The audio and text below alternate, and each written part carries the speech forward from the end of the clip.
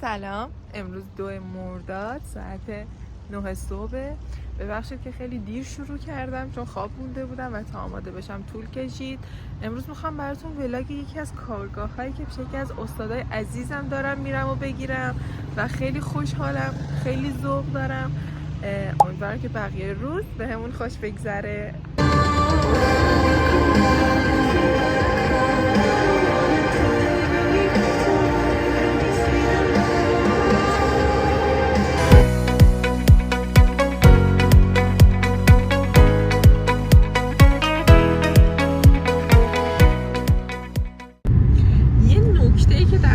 چای ماچا برای من وجود داره اینه که من حدود 2 یا 3 ساله از اولین رژیمی که گرفتم چای ماچا میخورم.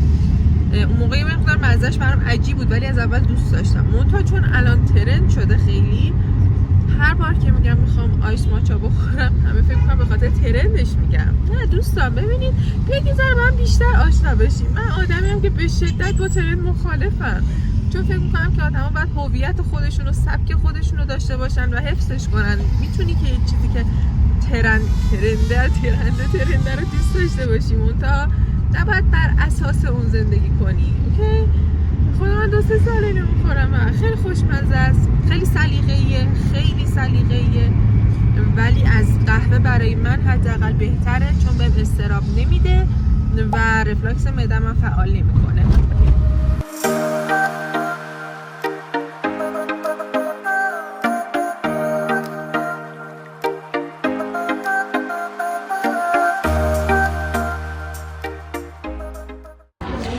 آپدیت ریز بدم از اینکه چه اتفاقی داره میفته.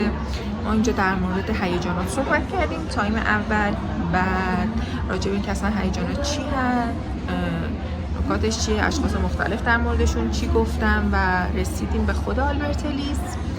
حالا قرار وارد روند درمان بشیم. تا اینجا که خیلی مطالب جدید یاد گرفتم، خیلی نکات خوبی یاد گرفتم. این چارت هیجان خیلی برام جذاب بوده که حتما بهتون نشونش میدم و بریم ببینیم ادامهش چجوریه. و از اینکه هم دوره‌ها میبینم، دوستان میبینم، یکی از بهترین نکاتش واسه من همیشه اینه که میام کسایی که مثل خودم فکر میکنن رو میبینم، یعنی میتونم باشون آزادانه صحبت کنم، عقایدم بگم، فکرم بگم، شاید قضاوت نشم و این خیلی لذت بخش واسم.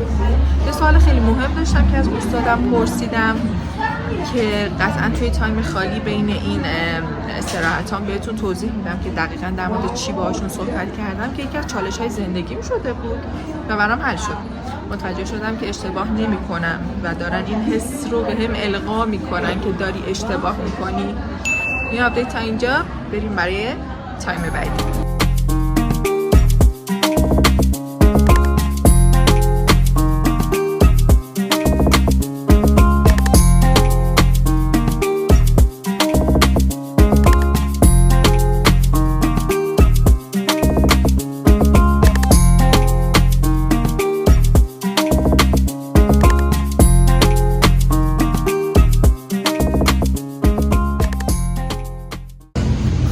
رسیدیم به تایم نهار. من نهارم رو خوردم و یه ذره با بچه ها صحبت کردم. تایم دوم داریم راجع به درمان صحبت میکنیم که خیلی مهمه و یه نکته جالبی که برای من داشت شفاف سازی هیجانات بود که حالا در ادامه که بیشتر بهم توضیح میدن منم براتون بیشتر آپدیتش میکنم.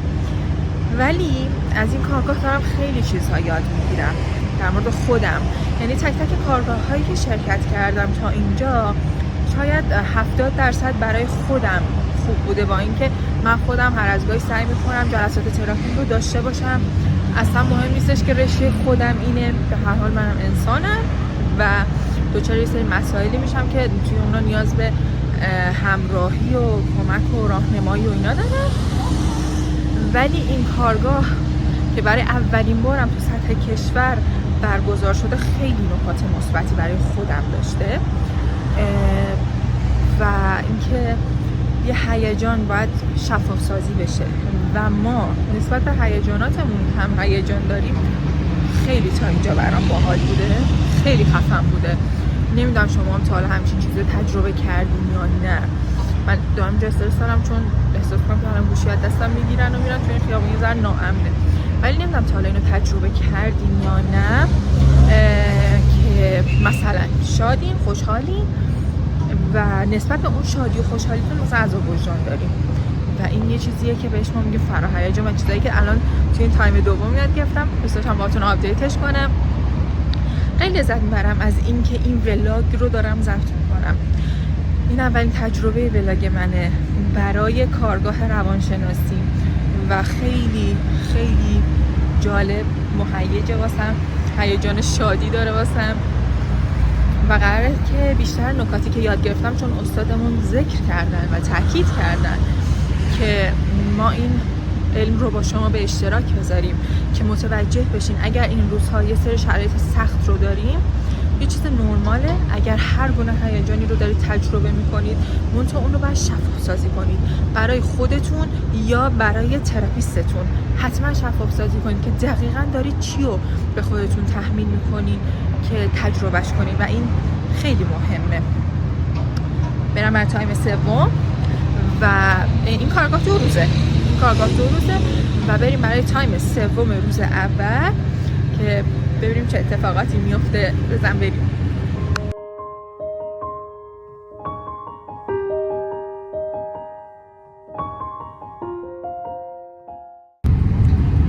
خب پایان روز اول دارم میرم خونه. خیلی خستم، قشنگ استراحت مفصل نیاز دارم برای اینکه با انرژی فردا برای روز دوم برگردم. خیلی مطالب قشنگی یاد گرفتم. گفتم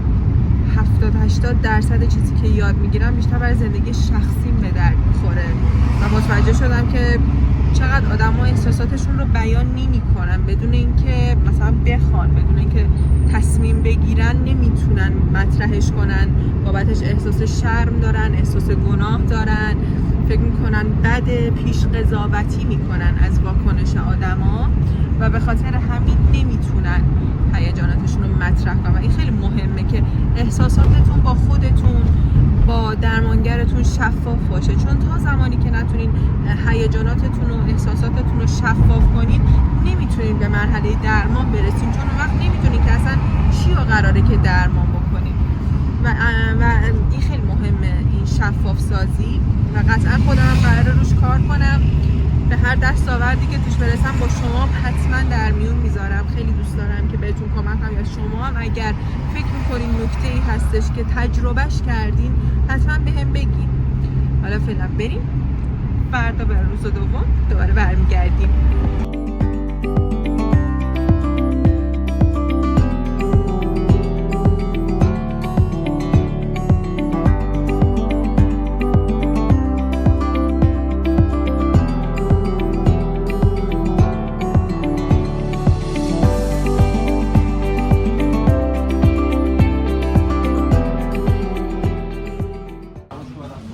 تایم نهاره. امروز مطالب خیلی سنگینه چون بیشتر در مورد درمان داره صحبت میکنه استاد و خیلی برام جالبه. احساس میکنم که باید یک بار دیگه اینا رو من برای خودم مرور کنم قطعا تا متوجه بشم بیشتر. یه سری نکات متوجه شدم ولی برای بیشترشون زمان نیاز دارم. بریم برای تایم بعدی، میام دوباره توضیح میدم. خب پایان روز دوم و اینم محبوب ترین چیزی که همیشه از انستیتو رفتار دریافت میکنم، مدرکمه. خیلی خوشحالم برم خونه توضیحات کامل رو بهتون بگم که چه اتفاقای قشنگی افتاد. خیلی خوب، بعد استراحت طولانی که واقعا نیاز داشتم ریکاوریشم در حدی که دیروز نتونستم ادامه این ولاگو براتون ضبط کنم و ترجیح دادم اول بیام خونه استراحت کنم، ریکاوری بشم و بعد ادامه بدم که همونطور که میبینید هنوز صدای من خسته است. منتها نمیتونم بهتون نگم که توی این 2 روز چقدر اتفاقای قشنگی افتاد. ببینین اگه بخوام دقیق و با عشق براتون توضیح بدم، روانشناسی برای من مثل یه پازل، اوکی؟ یه پازل خیلی خوشگل که توی هر کارورزی، با هر کتاب، با هر مطلب، با هر سوال یه تیکه از این پازل من حل میشه. منتها توی این کارگاه دیروز که 2 روز بود، من قشنگ 4-5 تا تیکه خوبش رو پیدا کردم. یعنی از اینایی که باعث میشه به مرور بتونی خودت پازلت رو حل کنی. چون همیشه فکر می‌کنم یه چیزی کمه. یعنی من مثلا یه سری چیزا رو میدونم، متوجهش هستم، ولی یه چیزی کمه همیشه و اون هیجان بود. آخر کلاس به خود استادمونم گفتم واقعیتشو بخواین، من فکر میکردم که ما قراره بیایم اینجا یاد بگیریم که چطوری هیجاناتمون رو مدیریت کنیم، یعنی چجوری مثلا بروز دادنش رو مدیریت کنیم، ولی اشتباه میکردم. چون ما دیروز یاد گرفتیم که هیجاناتمون رو بروز بدیم و ما بروز نمیدیم، شفاف نمیکنیم. چقدر ما انواع اقسام هیجان داریم که اصلا خودمون باش آشنا نیستیم. چقدر هیجاناتمون برای خودمون شفاف نیست، اصلا نمیدونیم الان حسی که نسبت به موضوع داریم چیه. و نکته مهمتر اینکه ما یه چیزی داریم اسم فراهیجان. یعنی من نوعی نسبت به شادی که به یک موضوع دارم یه هیجان دارم، یعنی نسبت به اون هیجان شادی یه هیجان دیگه دارم که هر چیزی میتونه باشه. عموما عذاب وجدانه. مثلا شما یه کاری کردین خوشحالین ولی نسبت به خوشحالیتون عذاب وجدان دارین، یا شما نسبت به موضوع عصبانی خشمگینین و نسبت به اون خشمتون عذاب وجدان دارین.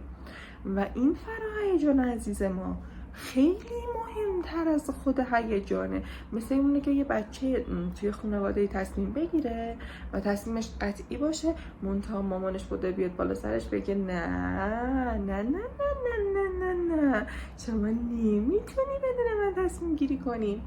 و حتی اون بچه بره و اون تصمیمش رو انجام بده و اون مادر یهو میاد یه چکی بهش میزنه که کار اشتباهیه و بهش میگه که تو نمیتونی بدون تصمیم من کاری کنی، مگر اینکه ما اون مادره رو متقاعد کنیم، قانع کنیم که این تصمیم باید انجام بشه. تنها راهش همینه. یعنی درمان فراهیجان خیلی مهمتر از خود هیجانه. چرا؟ چون اگه اون درمان نشه، هر چقدر هم هیجان درمان شه دوباره برمیگرده. ولی در زمانهایی که اون فراهیجان خیلی از خودش مقاومت نشون میده، مشکلی نداره که هی ما هیجان رو درمان کنیم تا دستمون به اون فراهیجانه برسه، تا دستمون به اون خط باوره برسه که ببینیم مثلا چرا اون فراهیجان برای ما به وجود اومده. وای خیلی چیزای قشنگی یاد گرفتم، خیلی خیلی خیلی نمیدونم چجوری احساسم رو نسبت به روانشناسی باید براتون توصیف کنم، ولی میدونم که به دنیا آمدم که روانشناس باشم. اصلا به هر طریقی، به عنوان درمانگر، به عنوان محقق، به عنوان یک مدرس، به هر عنوانی، اصلا به عنوان یک دانشجو من به دنیا آمدم که روانشناس باشم.